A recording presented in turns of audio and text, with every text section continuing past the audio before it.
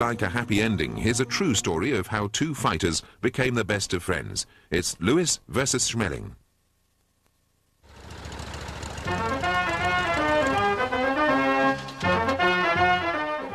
Max Schmeling was a German icon who became the world heavyweight boxing champion only 6 years after his first professional fight. Joe Louis was the first black superstar whom even Muhammad Ali called the greatest of all time.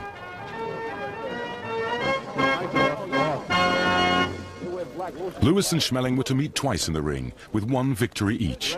They were cast as bitter enemies, the heroic black man fighting for freedom and the supremacist white Nazi. But Louis was never free, and Schmeling was never a Nazi. I know he was not a Nazi. I know he never belonged to the party. He could have profited very much by belonging to the party. I don't think Max Schmeling and Joe Louis were ever enemies. I think they were strong competitors. I think they were, at the end of their lives, very close friends. Although they came from very different backgrounds, there are some interesting parallels between these two boxers who fought so famously and so violently in the ring. In the late 1920s, Berlin was perhaps the most glittering and decadent city in the world. A center for arts and science, and a mecca for writers, artists, sports stars, and playboys and playgirls. By the age of 24, Schmeling was Europe's best-known boxer, a German superstar with movie idol looks and equally celebrated fans. Marlene Dietrich was one of many glamorous admirers. Max Schmeling was an icon already back in the 1920s. I mean, when he was young, when he first started, as he began to become popular as a boxer, he went beyond the boxing image and became an important kind of darling of the left intelligentsia and the avant-garde and artists and everything else. So he's somebody who has always carried a kind of aura about him and has stood for something more than just boxing, or all the things boxing can be. The roots to his fame, however, stemmed from his prowess in the ring and from his sportsmanship.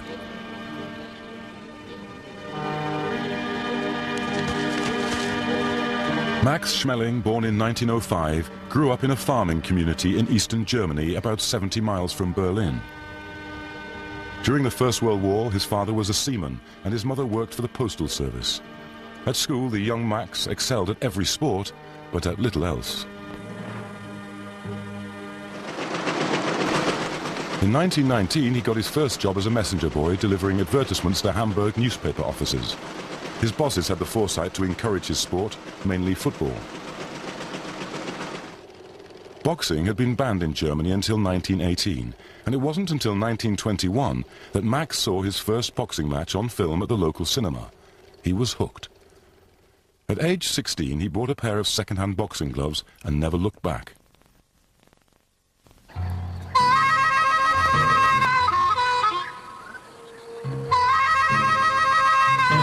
Max Schmeling was nearly 9 years old when Joe Louis Barrow, as he was christened, was born near Lafayette in Alabama. Louis was the son of poor sharecroppers. The family moved to Detroit before Joe was a teenager. At 15, Louis took to the fight game as a way of getting out of the ghetto. He quickly showed the skills that would soon make him perhaps the best boxer the world has ever seen, and certainly one of the most popular. Both Joe Louis and Max Schmeling became much-loved national figures, well beyond the boxing fraternity. In his first year as a professional, Louis fought 23 opponents and knocked out all but 4 of them. He wasn't tagged the Brown Bomber for nothing.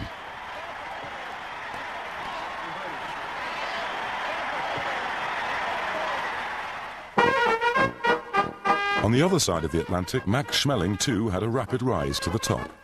Only 3 years after taking up boxing, he fought his first professional fight. 6 years later, in 1930, he became the heavyweight champion of the world when he beat the American Jack Sharkey, but it was a controversial decision.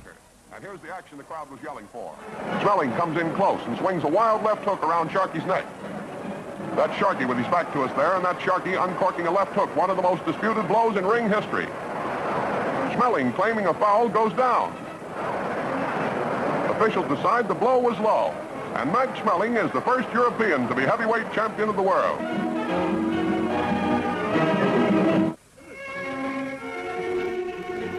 Schmeling was at the height of his fame, but he never let it go to his head. That year, as usual, he was to be seen giving his time to help those less fortunate than himself, particularly children. He always regretted not having children of his own. 2 years later, in 1932, Schmeling was back in the United States in defense of his world title. In 1932, Schmeling was trained in New York to defend his title against Jack Sharkey. And I remember it was a Sunday, and the governor of New York came down, Franklin D. Roosevelt. And of course, Roosevelt spoke German. He spoke a very good German. And Roosevelt came to Schmeling's camp and said, "I am cheering for you." Well, he was running for office. Sharkey was Lithuanian descent, and there were more German Americans voting than there were Lithuanian Americans voting. Notwithstanding Roosevelt's support, Schmeling lost his title to Sharkey in 1932. But the glamorous Max had lost none of his appeal to his fans, and he was very much an international celebrity when he married the beautiful Czech film star Annie André in 1933. Louis married his first wife, Marva, just over 2 years later in 1935 after a lightning courtship. But he didn't let that get in the way of his boxing. He stepped into the ring on the same day to fight Max Baer. Baer was a tough opponent with a string of victories to his credit, but the Brown Bomber won with a knockout. He was just 21 but already showing signs of greatness.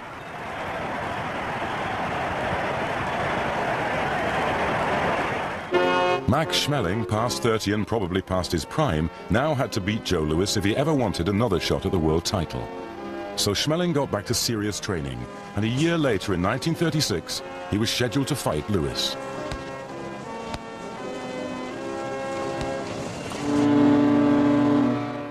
As he sailed to America for the bout, Schmeling told reporters that he'd spotted a flaw in Louis's fighting. Have you detected any particular weakness in the Brown Bomber? Yes, I did, but I won't tell. What Schmeling had seen was Louis in action. He had in fact traveled to New York 6 months before, specifically to study Louis's technique against Paulino Uzqueda of Spain. As a celebrity, Schmeling was invited into the ring to meet the contestants, but he was only interested in watching one of them, Joe Louis. Schmeling was right here, and he was watching Louis drop his left. And you'll see, he does it consistently. See, there he drops it right there. See? See how he has dropped his left? And he's dropped his left. If Paulino were closer, he could hit Louis with the right. See, his jaw is exposed. Now, what Louis should have done, when he shot his left, he should have shot it like that, with his right hand protecting his jaw here, and then come over like this, see? But instead, Louis did like this. And set himself and came out. And of course, as he went like this, his jaw was exposed. That happened all the time. He was always doing that. But no one else was able to take advantage of it, because Louis was so fast. Schmeling spent the next 6 months in training and minutely studying Louis's form. Schmeling took not only this film back, but he took other film. He had suitcases for it, and he kept time and time. Louis, meanwhile, wasn't taking the forthcoming bout with Schmeling too seriously. He fitted his training in around golf. Louis was passionate about the game, a trait inherited by his son, Joe Louis Barrow, Jr. In 1936, there's no question that my father was more concerned about the golf course than training for Max Schmeling. His trainer, Jack Blackburn, said that the muscles that he was using for golf are the wrong muscles for boxing. And he just didn't mentally prepare for it, because I'm quite certain that he felt that Max was 8 years older, not as strong, didn't have the endurance, and the fact of the matter is Max had the greater will. And as a result, in boxing, if you have the greater will, you can win. In 1936, no one could doubt Schmeling's will to win. After 4 weeks hard training, I am in very good condition. And all I have to do now is just to keep it as it is. As it is was the prescription for Louis as well. He had a continuous string of knockouts to his credit for his last 10 fights. Louis was now a source of inspiration to millions of black Americans. They followed his every bout with increasing admiration and joy. he recognized his particular contribution to Black America because this was the only place that someone could clearly fight a white man and get away with it in America in those days. The date for that first bout had been set for June 19th, 1936. Lewis had never lost a professional bout and was very much the favorite for his first fight against Schmeling. Oh, 10-1 for Joe Lewis. At one time it was 18-1. Even people like Gene Tunney and Jack Dempsey didn't give Schmeling a chance. He came as a sacrificial lamb.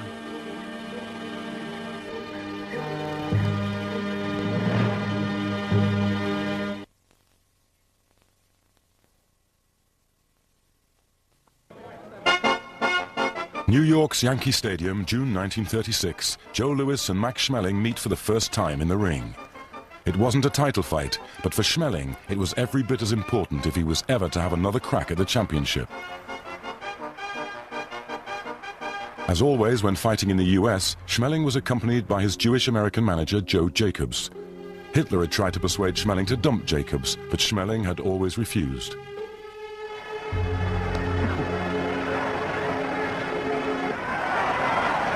The first 3 rounds were pretty even, but after a slow start to round 4, Schmeling did something no one else had ever done.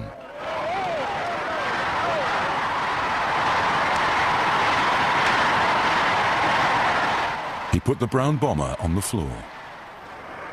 But Lewis wasn't finished and clung on tenaciously until the 12th round, resisting everything that Schmeling could throw at him. Schmeling got over 2 more. Hard right to Lewis's jaw and made Lewis give ground. And there Schmeling straightened up Lewis with hard right and left to the jaw. He has puffed up Lewis's left cheek and Lewis is down. Lewis is down, hanging to the... It was the first and only time Lewis was knocked out while he was world champion. Blinking his eyes, shaking his head. The count is done. The fight is over. The fight is over. Typically, Schmeling was the first person to help his opponent to his feet before savoring his unlikely victory. What were your reactions in the first 3 rounds of that fight? After the second round, I was very sure I had in my hand. Well, that's fine. Did you at any time feel that Lewis was a very dangerous fighter? Oh yes, he was dangerous during the whole fight. Which of the punches that he landed did you consider the most dangerous? Well, he's a very good left-hander, and he used a very powerful right. Max, what was the punch with which you knocked out Joe Lewis? You want me to show you? Yes, try it. Oh boy, that's great. Many white Americans who were rooting for the German boxer agreed that the punch was great, but nearly every black man saw Lewis's defeat as a personal tragedy. There were even riots in Harlem as frustration boiled over.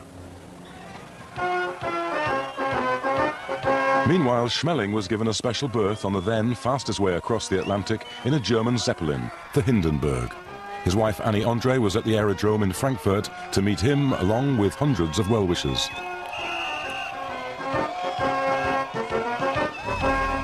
With a hero's welcome, he was rushed to the Reichschancellery in the center of Berlin to meet Hitler and other members of the Nazi High Command. Although now branded as Hitler's boxer, Schmeling was never a Nazi sympathizer. Indeed, he was to use his popularity and his favored position with Hitler to help a number of Jews in Germany. He would even risk his life.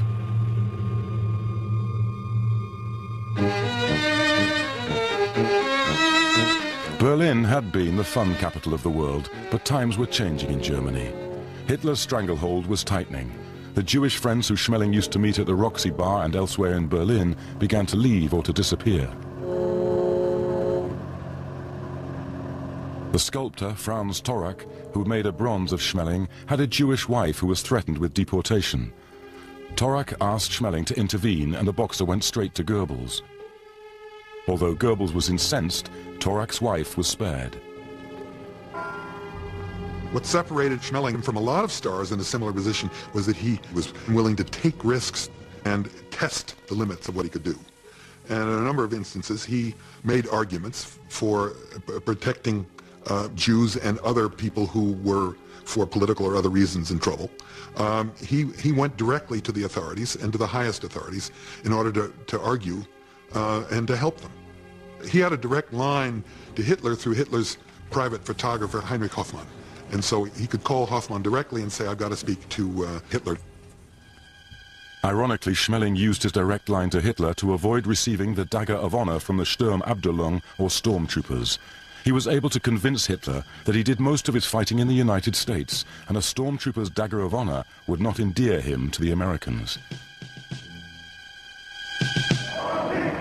Well, with the SA was basically the stormtroopers who were with Hitler from the beginning of the founding of the Nazi Party in Germany. And even though then, once he was in power, they became less important than the SS. To receive an award from the SA was a national honor, and to refuse to receive that award would be an act of bravery. 2 months after beating Joe Louis, Schmeling signed to fight with another American, James J. Braddock, for the World Heavyweight Championship. But Schmeling was robbed. Braddock feigned injury and illness, and the match was cancelled.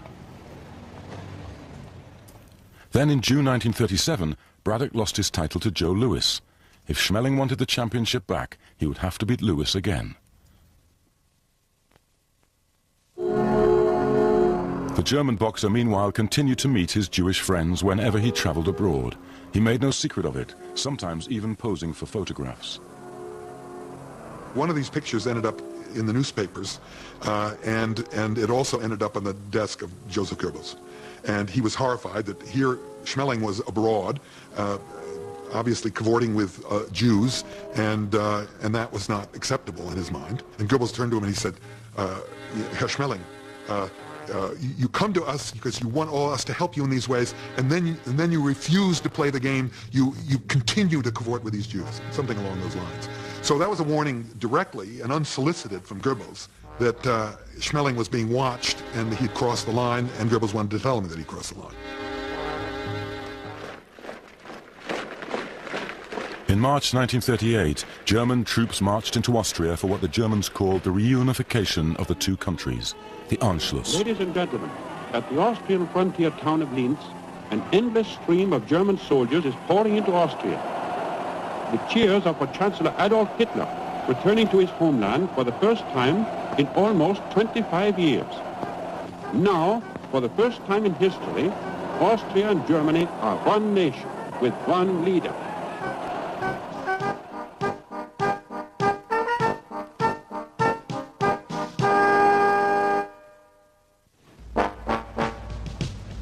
It was April 1938. The fear of war in Europe was very real when Max Schmeling arrived in New York aboard the German liner the Bremen for his second bout against the world heavyweight champion, Joe Louis. Louis had already successfully defended his world title 3 times, but this fight was billed as the Nazis versus freedom, with Joe Louis carrying nothing less than the fate of the world on his shoulders. In fact, the Nazi press was appalled at the extent to which the American press were turning Schmeling into a Nazi. It was creating anti-German feeling unnecessarily. And this was not, I mean, to put it into a context, this is not what Hitler wanted. Even the White House got involved. Franklin D. Roosevelt had maintained a regular correspondence with Max Schmeling in the early 30s, and even supported him against the Lithuanian-American Jack Sharkey in 1932. But by 1938, all that had changed.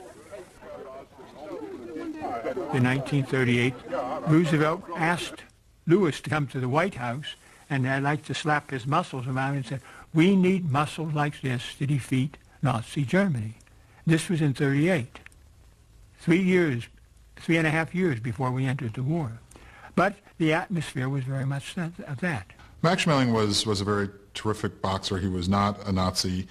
Certainly he was a German, and in those days any German was considered a Nazi. I think Adolf Hitler used Max Schmeling in terms of the political propaganda just as Franklin Roosevelt used my father.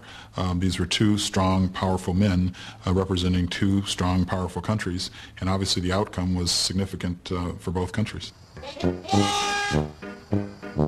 Joe Louis set up his 38 training camp at Ponton Lakes in New Jersey, determined this time to train hard for the rematch. Ponton Lakes was a favorite training camp for many boxers. Louis regarded it as his lucky place, and he's remembered here with particular affection.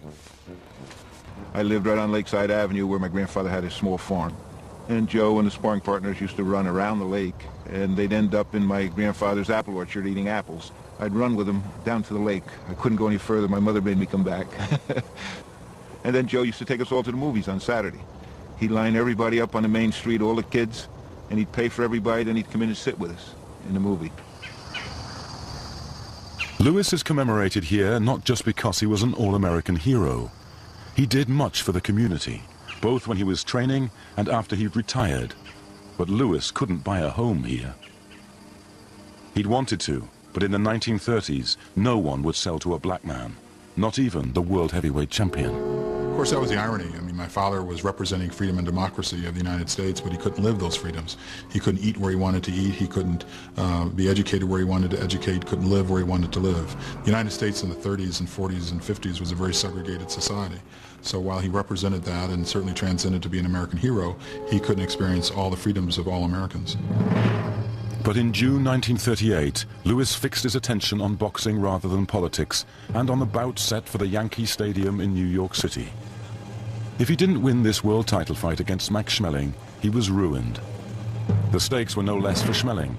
There were reports that if he lost, he might be killed when he returned to Germany. The gate was the biggest ever for a boxing match, over $1 million in ticket sales, equivalent to over 10 million in today's dollars.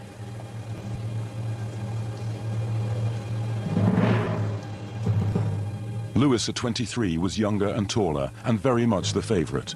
Schmeling was 32, and although previously a popular boxer in America, was characterized this time in the press as fighting for Hitler. Lewis was seen as fighting for the honor and freedom of the world. When Schmeling was walking down to the fight, they were throwing apples, bananas, rocks, everything at him. The whole atmosphere was that Schmeling represented Nazi Germany. In a 1967 interview, Max Schmeling recalled how he felt. 1938, you know how it was in Germany, it was a dictatorship. And I was very liked in America. I had many, many fans. But after all, I was a German.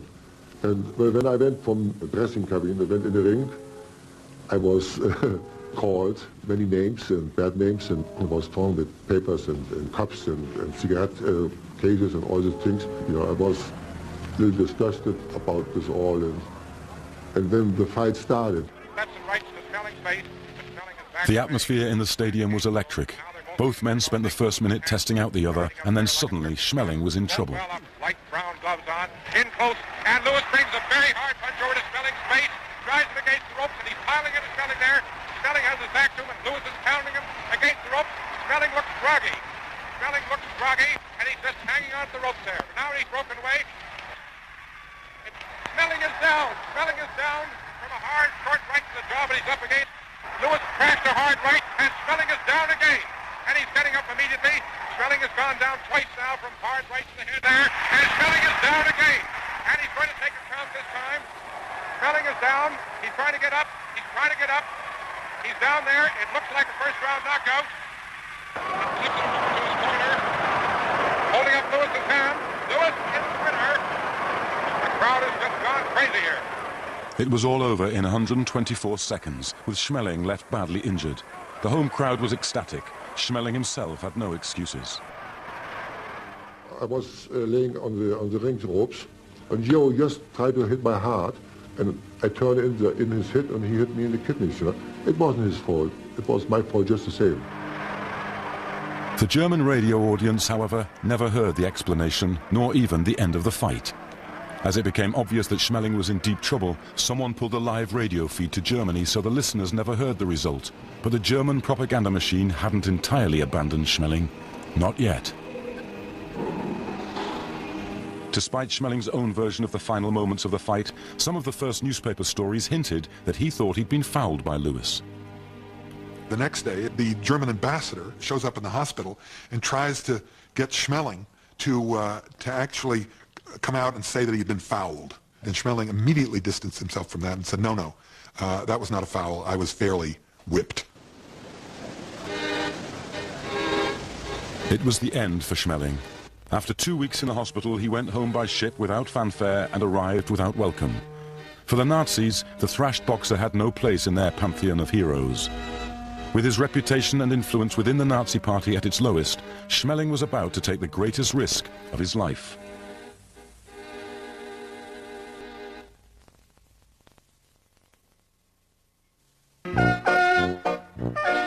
It was late 1938 and life was sweet for Joe Louis.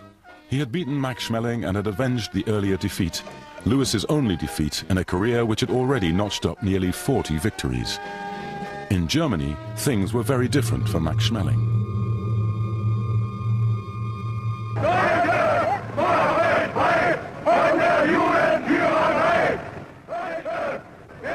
From the early 30s on, the Nazis increasingly blamed Jews for Germany's economic difficulties and constantly promoted antagonism towards Jews.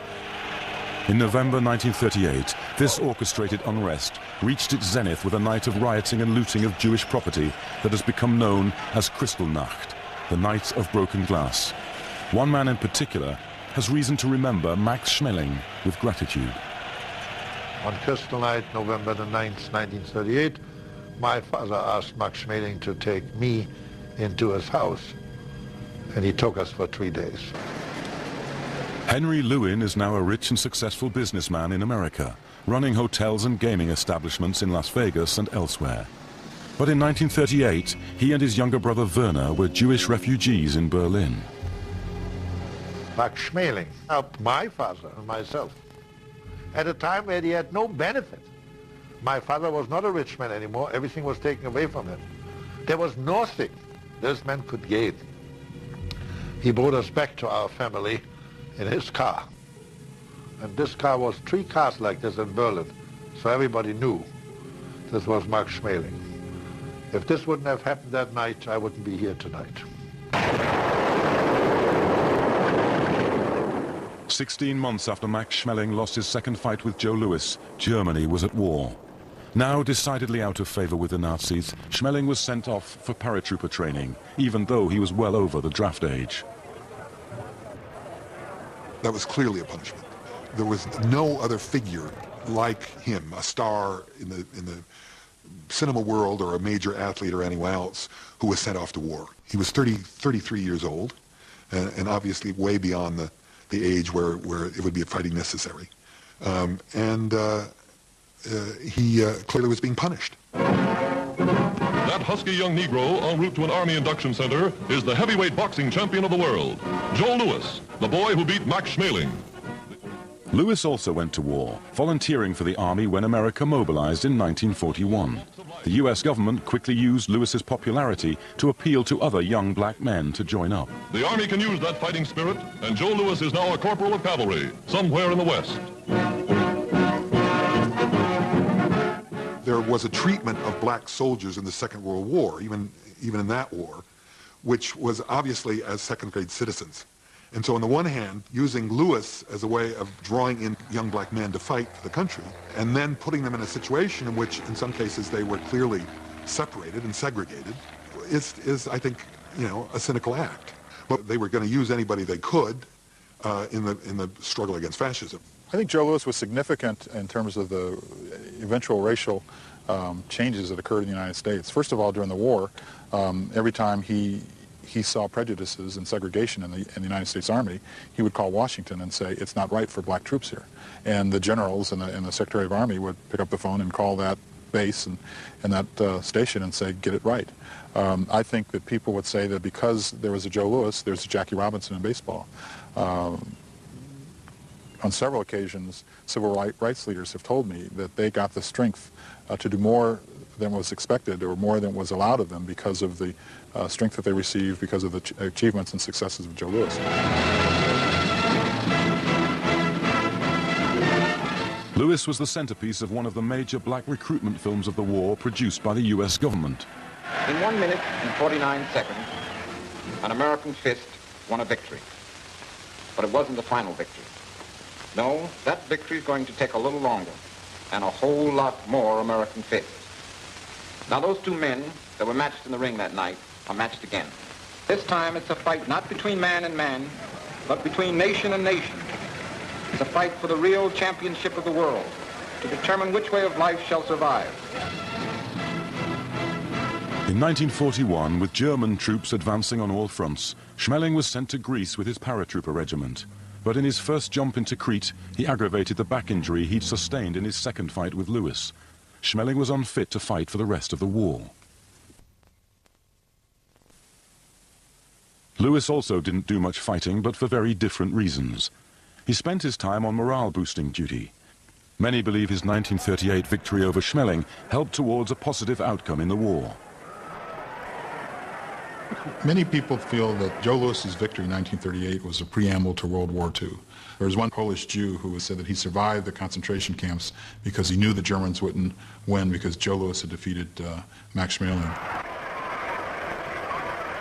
Lewis traveled widely throughout the war, giving exhibition boxing matches and generally pressing the flesh. He also donated to the American war effort the purses from the 2 professional matches he fought after the United States joined the war. They totaled over $1 million in today's money. But Lewis's generosity would end up ruining him. The Internal Revenue Service charged Lewis income tax on the donation and interest when he failed to pay.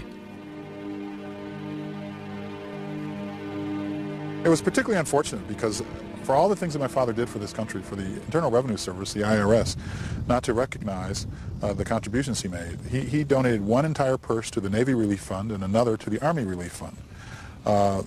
Because the checks were made out to him, and he immediately signed them over back to the Navy Relief Funds, the IRS said that's still income to him. And that's when the trouble began. And there's no question they could have relieved him of that, which I think was a very, very poor treatment of my father. The greatest rivals in boxing history would meet again, but not in the ring.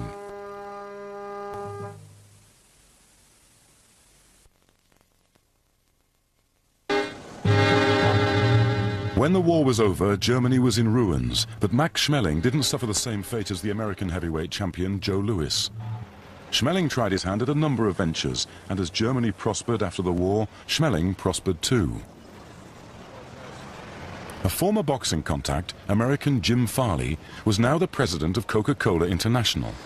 And in 1953, he invited Schmeling to invest in a franchise in Hamburg. Schmeling has been associated with the company ever since, but he had not forgotten his old adversary from before the war.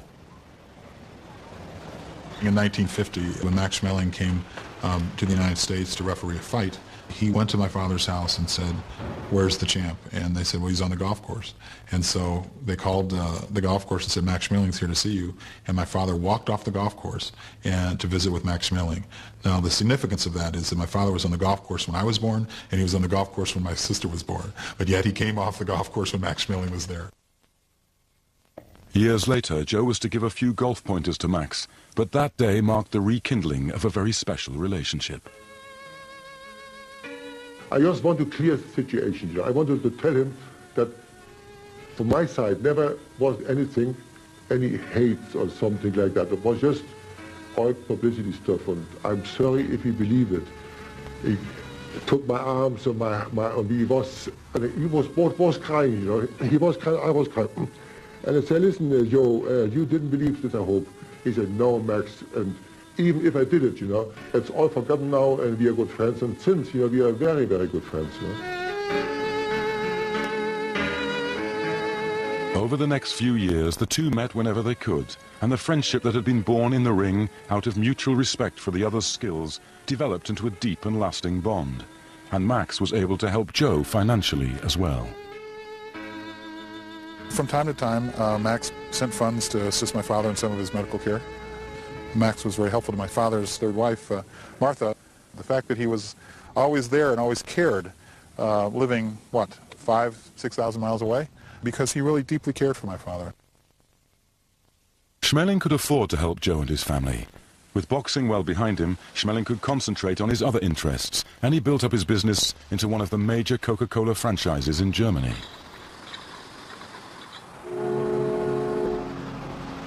Joe Louis's life, on the other hand, was going in a quite different direction. In 1950, to stave off debts, he came out of retirement and went back into boxing. For a year, he did well, but it was no career for an aging hero. Marciano pitching with everything he's got. Backs his man to the ropes to finish him off. Now watch. It came to an end with a humiliating defeat by Rocky Marciano. Marciano never forgave himself for the knockout punch, though Lewis never held it against him. This is the second time in his career he was knocked out, and the first since Max Schmeling did it in 1936. But worse was to come for Lewis. Climbing into the ring again, Joe Louis. The former heavyweight boxing champion, who'll be 42 soon, is trying the wrestling game. When he couldn't box anymore, Lewis tried his hand at professional wrestling. For his grappling debut in Washington, the Bomber takes on cowboy Rocky Lee, 320 pounds. After 10 minutes of tugging, hauling, and poking, a right forearm smash sends Lee out of the ring. And the winner is Joe Louis, a solid right. Even though he won his bouts, it was a sad end to a brilliant career in the ring. He was still laden with debt, even though his third wife Martha, to whom he'd been married since 1959, had helped straighten out his finances. In 1971, they moved to Las Vegas, where Joe was a celebrity doorman. By now, Lewis was in increasingly poor health and addicted to cocaine. He had to rely on the charity of his friends, including Max Schmeling. And finally, in 1981, just a month before his 67th birthday, Joe died of a heart attack. He still owed the government well over $1 million.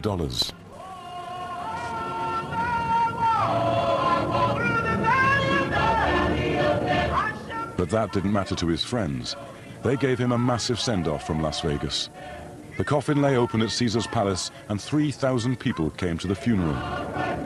Max Schmeling couldn't get to America, but there was one last thing he wanted to do for his friend Joe Louis. He called Henry Lewin, one of the young Jewish boys he'd rescued from Berlin just before the war. I was at the Las Vegas Hilton.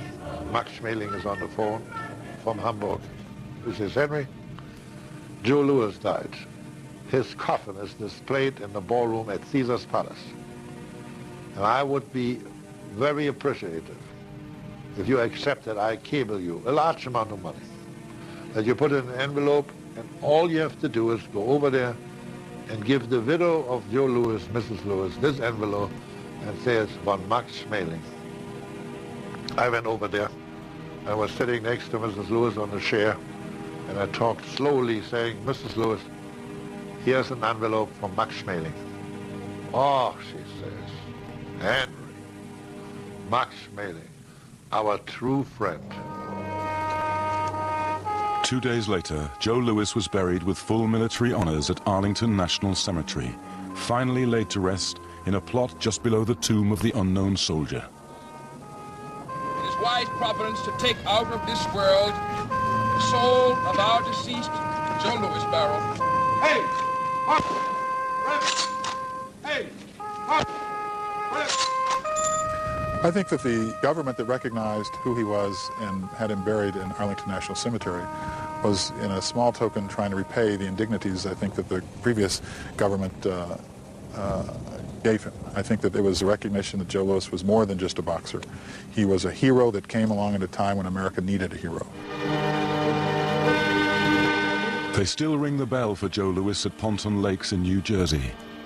Although Joe's lucky training ground burned down in 1980, the bell was saved. It's in a social club, and patrons pay $1 to Joe's favorite charity to ring it and remember a hero. Dies ist der Brief von Herrn Schmeling und dies ist der Scheck von Herrn Schmeling. Dankeschön. Max Schmeling is every bit as much of a hero in Germany as Joe Louis is to Americans, and not simply because he continued to give money to good causes. A great German, one of a kind. And I had the pleasure to benefit from that one of a kind. And I'm very pleased to say that they are good Germans. And Schmeling is their leader. Max Schmeling and Joe Louis were remarkably similar men, ruthless in the ring, but fighters who transcended boxing. Perhaps that's why they became such close friends. They both fought each other hard, and they believed that they should be victorious in the ring. I think the difference between boxing in these days and those days is that once they were out of the ring, those people respected each other in a way that allowed them to be friends with each other.